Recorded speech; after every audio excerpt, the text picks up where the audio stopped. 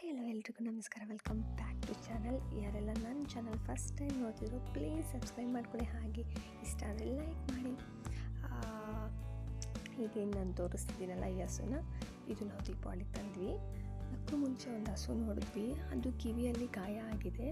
ನಾವು first time ಹೋದಾಗ observe ಮಾಡಿರಲಿಲ್ಲ, ಮತ್ತು ತೊಗೊಳಕ್ಕೆ ಹೋಗಬೇಕಾದ್ರೆ ಕ್ಯಾಶ್ ಎಲ್ಲ ಕೊಟ್ಬಿಟ್ಟಿದ್ರು. ಆವಾಗ ಹೋಗಿ ಡೀಟೇಲಾಗಿ ಅಂದರೆ ಕಂಪ್ಲೀಟ್ ಹಸುನ ಸ್ಕ್ಯಾನ್ ಮಾಡಿದಾಗ ಕಿವಿ ಒಳಗಡೆ ಗಾಯ ಆಗಿದೆ. ಅವ್ರೇನಂದರು ಬಿಡಿ, ಅದು ಅವರು ಏನಂದ್ರು ಏನೋ ಬೇಡ ಗಣಿ.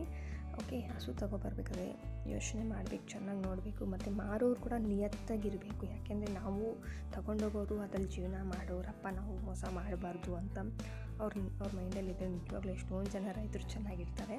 ಹಾಗೆ ಈ ಹಸು ನಮಗೆ 1,30,30,000 ಬಿತ್ತು. 1,000 ರೂಪಾಯಿ ಹೆಚ್ಚು ಕಮ್ಮಿ 1,30,30,000 ಬಿತ್ತು. ನಿಮಗೆ ಈಗ ಅನ್ನಿಸ್ತು ಅಂತ ಕಮೆಂಟ್ ಬಾಕ್ಸಲ್ಲಿ ತಿಳಿಸಿ. ಯಾಕೆಂದರೆ ಜಾಸ್ತಿ ಕೊಟ್ಟಿದ್ದೀವ ಇಲ್ಲ ಕಮ್ಮಿ ಕೊಟ್ಟಿದ್ದೀವ ಅಂತ. ಯಾಕಂದರೆ ಇದು ದಿನಕ್ಕೆ ಅಂದರೆ ಬೆಳಗ್ಗೆ ಸಂಜೆ ಸೇರಿ 30 ಲೀಟ್ರು ಹಾಲು ಕೊಡ್ತಿತ್ತಂತೆ. ಈಗ ನೋಡಬೇಕು ಸೆಕೆಂಡ್ ಕರುಗೆ ಎಷ್ಟು ಕೊಡುತ್ತೆ ಏನು ಅಂತ ಗೊತ್ತಿಲ್ಲ.